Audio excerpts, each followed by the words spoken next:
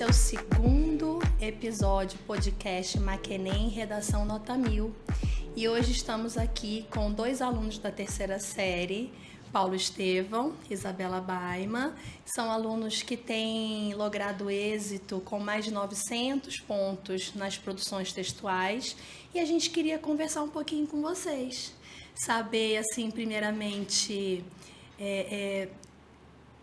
como que vocês se sentem nesse momento? Como que vocês conseguem lograr esse êxito? Dá a vez para as meninas primeiro? Pode ser. Por favor, cara. Bom, é muito gratificante saber que a gente tem realmente alcançado bons resultados ao longo desse semestre de preparação, na verdade do ano todo, por completo. E assim, é muito treino, é muita dedicação, é muita leitura e é isso. Para alcançar bons resultados, eu acho que se a gente fosse resumir muito, assim, já para dar um spoiler do que a gente vai falar aqui, seria isso. Legal.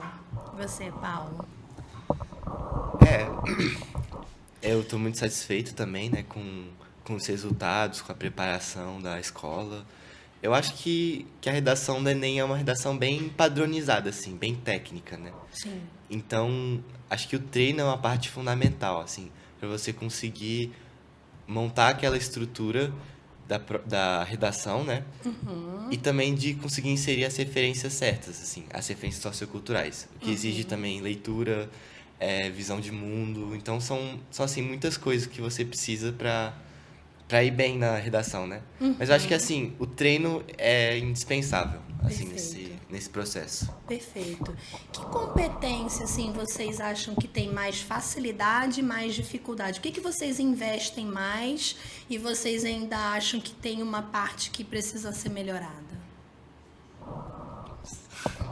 Assim, eu acho que aqui eu sou melhor, eu não sei, mas aqui eu tenho deficiência, eu acho que é a competência 3, que é de argumentação, né? Isso. Eu acho que a parte mais difícil da prova é você conseguir fazer um argumento coeso, sabe? Assim, pelo menos do meu ponto de vista, a conclusão é meio que uma receita, assim. Sim. Você coloca o agente, a finalidade, o meio, o modo. E é uma coisa, assim, que você só naturalmente você consegue escrever, assim. Tem até como ter um padrão, né? Sim. Das suas respostas. Só que a argumentação, ela depende muito do tema que é a prova, né? E também das suas referências. Então, tipo, tem referências que são mais difíceis de explicar do que outras, de como encaixar em certos temas. E eu acho isso muito complicado, particularmente, né? Sim. Eu acho que a parte mais difícil, assim, da prova é você montar o argumento. Interessante. E você, Maima? Bom, eu concordo com o Paulo. Eu acho que, para a maioria das pessoas, para a maioria dos estudantes, a competência 3 é o calcanhar de Aquiles. Porque, às vezes, para você, aquele texto ficou maravilhoso. Mas você não pode pensar só em você, se você entendeu. Até porque foi você que montou o texto. Então, para você é muito simples. Você compreendeu as ideias. Mas você tem que pensar de forma crítica. Como aquele corretor, ou, na verdade, aqueles corretores, vão analisar a minha redação. Eu sempre discuto muito com os professores de redação essa questão. Às vezes a gente quer colocar muitas ideias no parágrafo de desenvolvimento e acaba deixando, sabe, sem fluidez, ou então a gente não desenvolve por completo aquela ideia. Então, quanto menos, melhor. Porque se você for inventar de colocar 3 ideias naquele espaço mínimo de linhas, não vai dar para você desenvolver tudo e eles vão descontar pontuação dali. Exatamente. Outro aspecto muito importante que eu acho é a conclusão. Porque a conclusão, apesar de ser fácil de ser elaborada, porque você tem um agente, tal, você tem aquele esqueminha, você tem que pensar muito bem a respeito do agente que você vai utilizar. Porque não adianta, por exemplo, você decorar um agente para todos os temas de redação. Porque pode ser que aquele não seja viável para o que você está propondo. Exatamente. Então, você tem que pensar, poxa, mas naquele contexto ali, será que aquele ministério vai ser suficiente para resolver aquele problema, resolver aquele impasse? Então, eu acho que são 2 aspectos muito essenciais, assim, para serem analisados. E são os calcanhares de Aquiles das pessoas, né? Verdade. Como eu disse, né, esses estudantes são estudantes de alta performance, mas eu queria fazer uma perguntinha para vocês, é uma perguntinha capciosa. O que está faltando para o 1000? Bom, como eu já tinha falado, né? O meu calcanhar de Aquiles, que nem a Isabela falou, é a competência 3.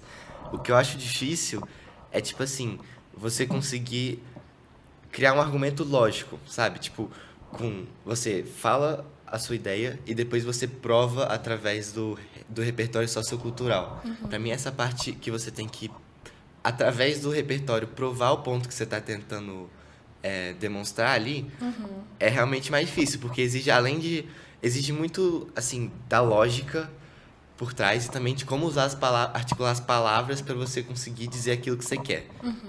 E aí, pra mim, é a parte mais difícil. Eu tô tentando melhorar, mas é difícil. Eu volto muito naquilo que eu falei anteriormente, que é justamente pensar muito a respeito do tema e conseguir fechá-lo com chave de ouro. Então, às vezes eu memorizo muito aquele esqueminha básico, aquele modelo, mas eu fico pensando, gente, será que aquele agente ali, ele realmente vai fazer alguma diferença no meu texto?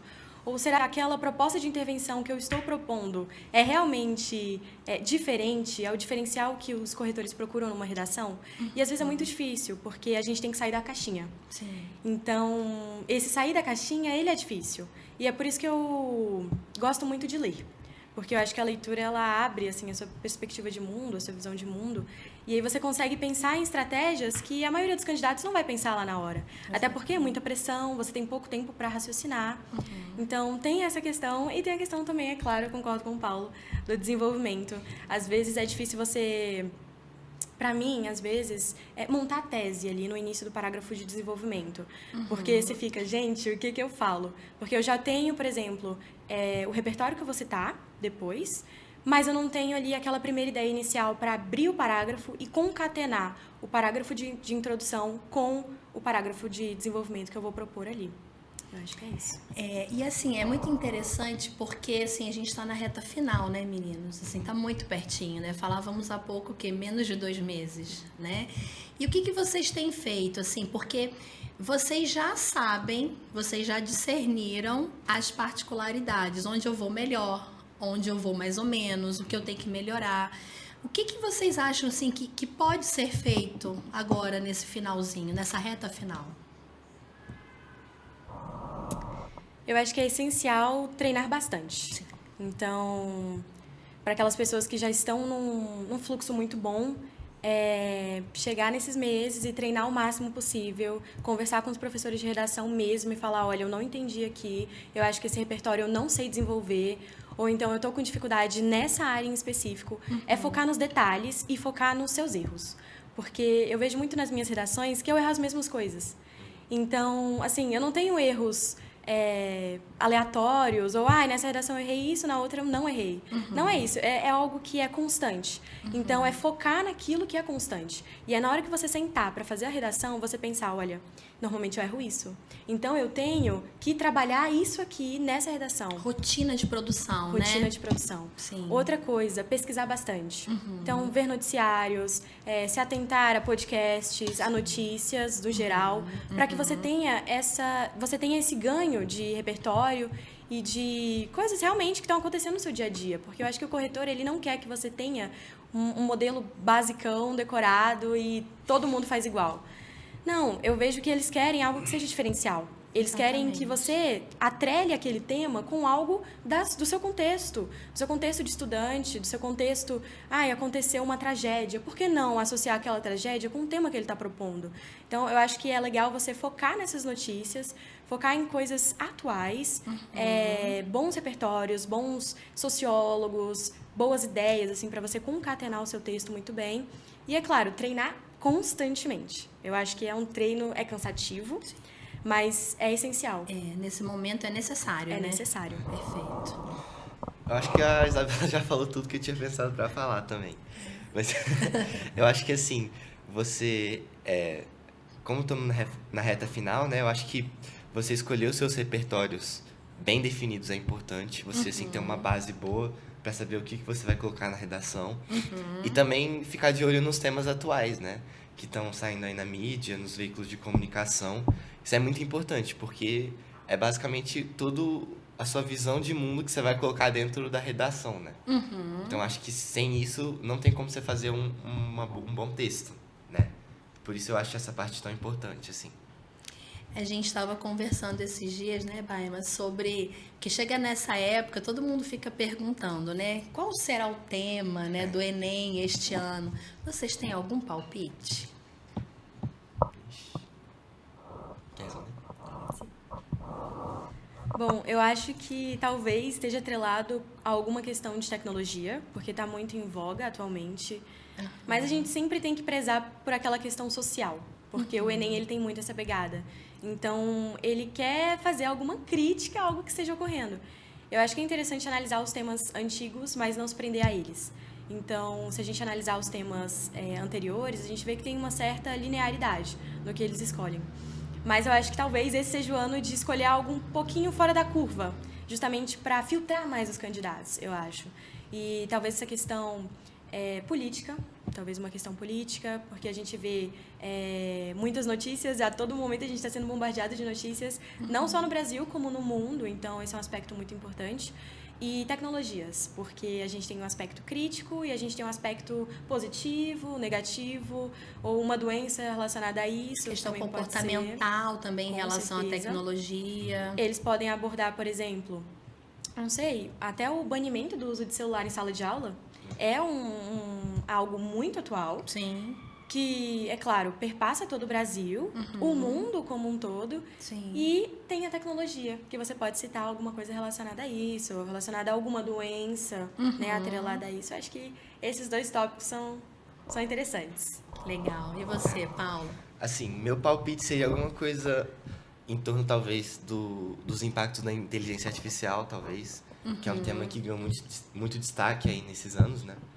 E também, talvez, alguma coisa relacionada à liberdade de expressão nas redes sociais. É um tema bastante, assim, atual, que tem impacto, assim, na nossa vida, né?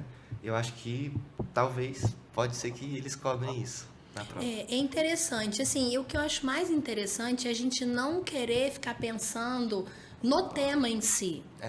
É como se a gente tivesse que pensar nas ramificações, porque se você sabe um pouco sobre inteligência artificial, se você tem conhecimento sobre política, economia, dentre outras questões, você vai ramificar.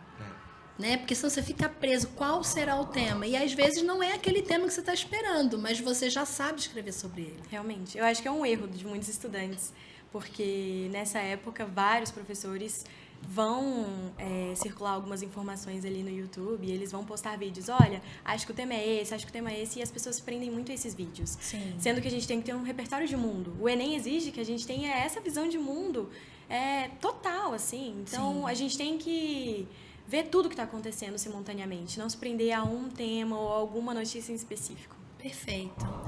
Eu queria, assim, pra gente, primeiro, né, gente, eu queria agradecer demais a presença de vocês, ter vocês aqui com a gente, assim, é uma bênção. Muito obrigada por terem aceitado o nosso convite.